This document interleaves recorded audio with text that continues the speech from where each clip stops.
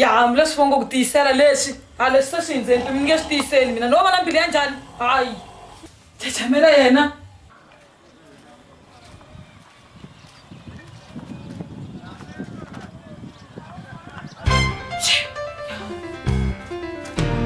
Nhlola n'wana wa munhu na mina nge swi tiyiseli leswiwa hayi nge swi koti hayi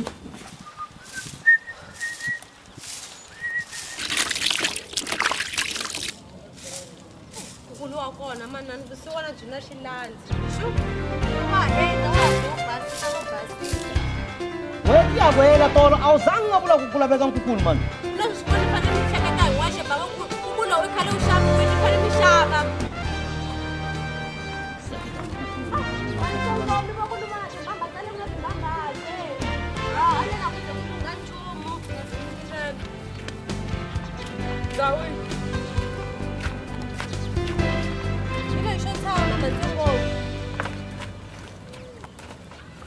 Sheni makoti. Minjani? Hi pfukile nga pfuxela n'wana Hi pfukile.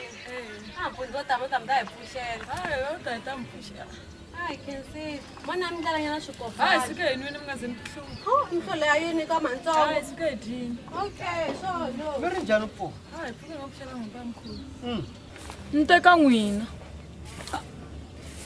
Mhaka se mi ngo hi chavisa.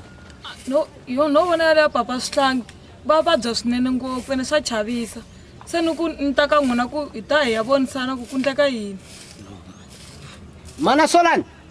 Baba.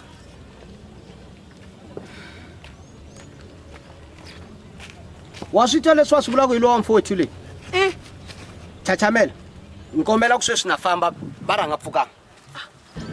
Swi ndise ku yi ka mantsongo.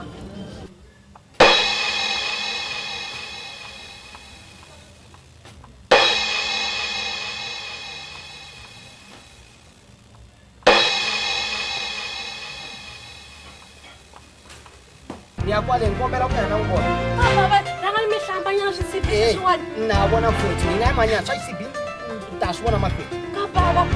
A ku na xin'wana ni ta swi vona mahlweni. Swi lami phapha hatisani mi ngo sani khale ndza swa timbita ku hale kaya nanto like TV